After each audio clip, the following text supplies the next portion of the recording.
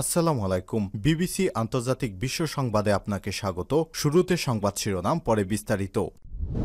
বাংলাদেশের সর্বশেষ গুরুত্বপূর্ণ আপডেট সংবাদে আপনাকে স্বাগত। শুরুতেই সংবাদ শিরোনাম, পরে বিস্তারিত। প্রথমেই জানাবো, সন্তোষজনক জবাব না পেয়ে বিএনপি নেতা ফজলুর রহমানের পদ স্থগিত করল বিএনপি।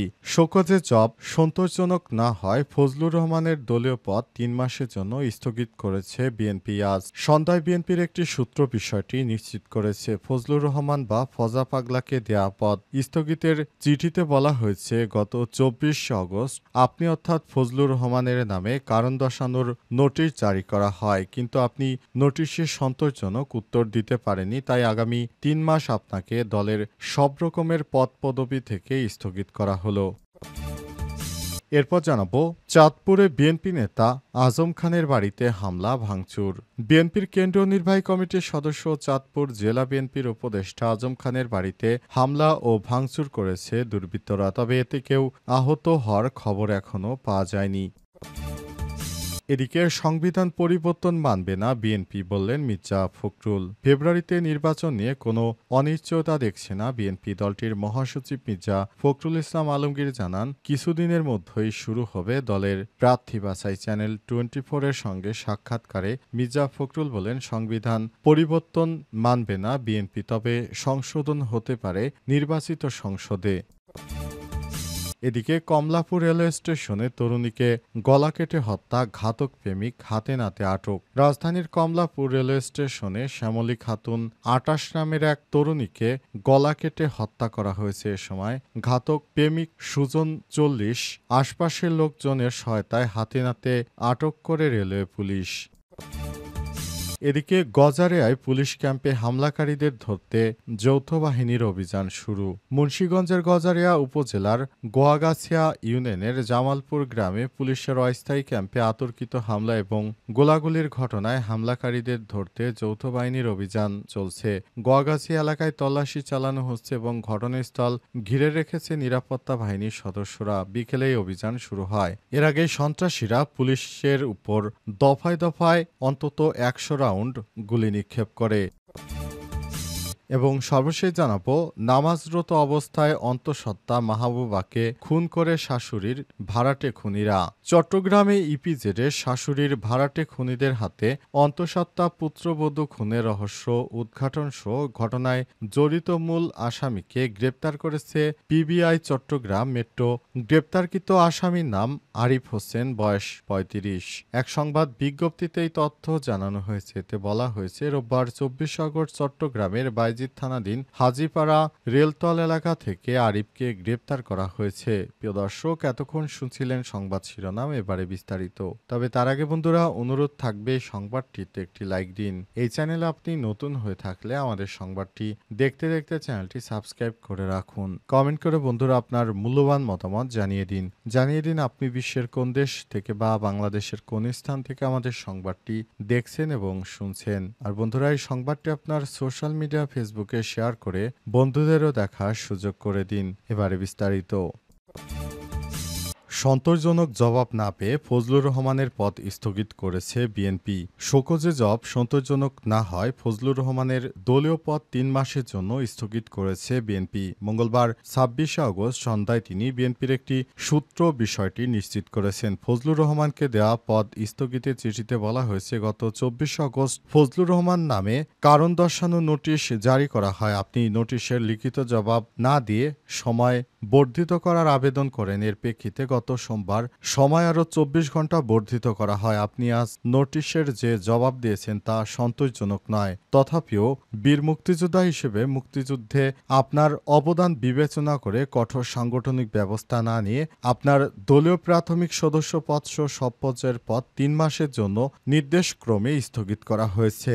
এখন থেকে আপনি টকশো বা সামাজিক যোগাযোগ মাধ্যমে কথা বলার সময় দেশের মর্যাদা এবং দলের নীতিমালা যাতে ক্ষুণ্ণ না হয় এবং দেশের জনগোষ্ঠীর ধর্মীয় অনুভূতিতে যেন আঘাত না লাগে সে বিষয়ে সতর্ক থাকবেন বলে ফজলুর রহমানকে সতর্ক করা হয়েছে বিএনপির পক্ষ থেকে। ফজলুর রহমান মাঝে মাঝেই বিতর্কিত মন্তব্য করে তিনি রাজাকার আলবদর আল শামস ইত্যাদি অভিহিত করে তিনি 24-এর জাতীয় বীরদেরকে নানা রকম কটূক্তি করতেন। এ কারণে তার বিরুদ্ধে শিক্ষার্থীরা ক্ষেপে যায়। অবশেষে বিএনপি কোনো উপায়ন্ত না দেখে বিএনপির পক্ষ থেকে অ্যাডভোকেট রুহুল কবির রিজভী আহমেদ এই নেতাকে শোকজ করে এবং অবশেষে তিনি শোকজের জবাব দেওয়ার জন্য সময় চান, কিন্তু শোকজের জবাব দিয়েছেন সেটা ভালোভাবে তিনি দিতে পারেননি। এ কারণে বিএনপির পক্ষ থেকে তাকে আপাতত ৩ মাসের জন্য তার সব ধরনের পদপদবি স্থগিত করে রেখেছে। অবস্থায় প্রশাসন চাইলে তার বিরুদ্ধে সাংগঠনিক আইনগত ব্যবস্থাও নিতে পারে, এমনটা জানিয়েছে বিএনপি। চাঁদপুরে বিএনপি নেতা আজম খানের বাড়িতে হামলা ভাঙচুর।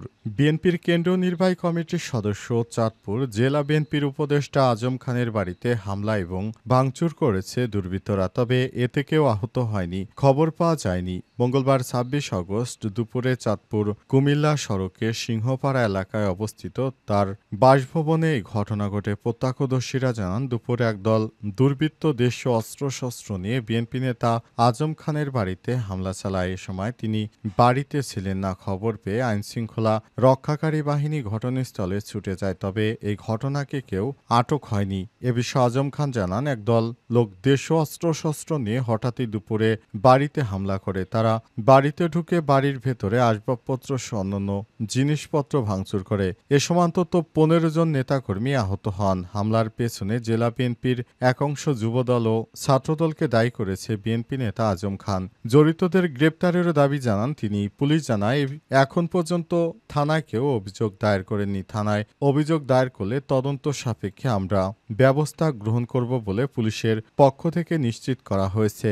তবে আজম খানকে জিজ্ঞেস করা হলে তিনি এর কোনো সদুত্তর দিতে পারেননি। তিনি এখনও থানায় কেন অভিযোগ করেননি বিষয়টি জানতে চাইলে তিনি এখনও কোনো ভালোভাবে অ্যান্সার করতে পারেননি।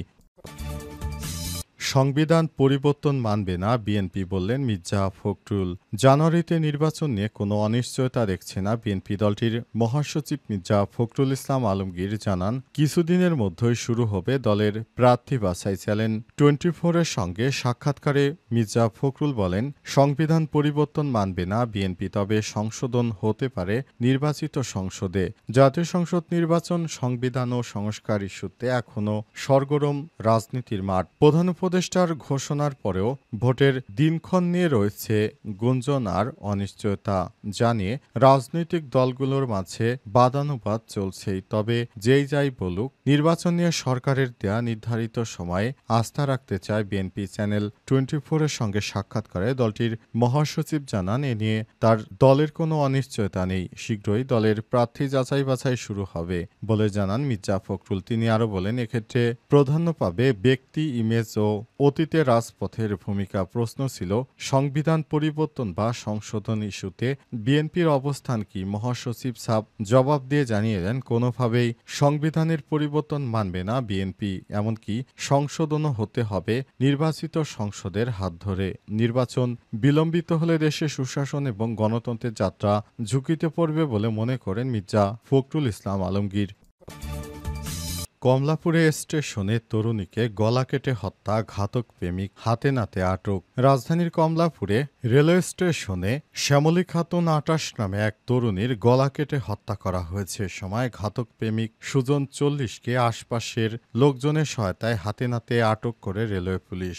আজ বিকেলে ঢাকা রেলওয়ে পুলিশের পাঠানো বিজ্ঞপ্তিতে এই তথ্য জানা গেছে। বিজ্ঞপ্তিতে বলা হয়, সোমবার ২৫ আগস্ট রাত 11:15টার দিকে কমলাপুর রেলওয়ে স্টেশনে সুজন তার কথিত প্রেমিকা শ্যামলী খাতুনকে ধারালো চাকু দিয়ে মুখমণ্ডল ও গলায় উপচুজ্জপুরি আঘাত করে গুরুতর জখম করে। পরে পালানোর সময় ঘটনাস্থল থেকে ঘাতক সুজনকে তাৎক্ষণিকভাবে উপস্থিত জনতার সহায়তায় গ্রেপ্তার করেছে পুলিশ। পরে ভিকটিমকে চিকিৎসার জন্য ঢাকা মেডিকেল কলেজ হাসপাতালে জরুরি বিভাগে পাঠানো হলে কর্তব্যরত চিকিৎসক তাকে মৃত ঘোষণা করে। পুলিশ জানিয়েছে, সুজনকে জিজ্ঞাসাবাদে জানা যায় শ্যামলীর সঙ্গে তার দীর্ঘদিনের প্রেমের সম্পর্ক, কিন্তু শ্যামলী তাকে বিয়ে করতে রাজি না হয় এবং অন্য কারোর সাথে প্রেমের সম্পর্ক রয়েছে মর্মে শ্যামলীর প্রতি ক্ষোভের বশবর্তী হয়ে এই হত্যাকাণ্ডের ঘটনা ঘটান বলে জিজ্ঞাসাবাদে স্বীকার করেছেন তিনি। জানা গেছে, সুজন তার নিজ বাসা থেকে হত্যাকাণ্ডে ব্যবহৃত ধারালো চাকুটি শপিং ব্যাগের ভেতরে তার নিজের অপর একটি সাদা রঙের টি-শার্ট দ্বারা পেঁচিয়ে লুকিয়ে কমলাপুরে নিয়ে আসেন। পরে তার প্রেমিকা শ্যামলীকে বেড়ানোর কথা বলে কৌশলে কমলাপুর রেলওয়ে স্টেশনে এনে নির্জন জায়গায় এই হত্যাকাণ্ড ঘটান। এই ঘটনায় ঢাকা রেলওয়ে থানার একটি হত্যা মামলা করা হয়েছে।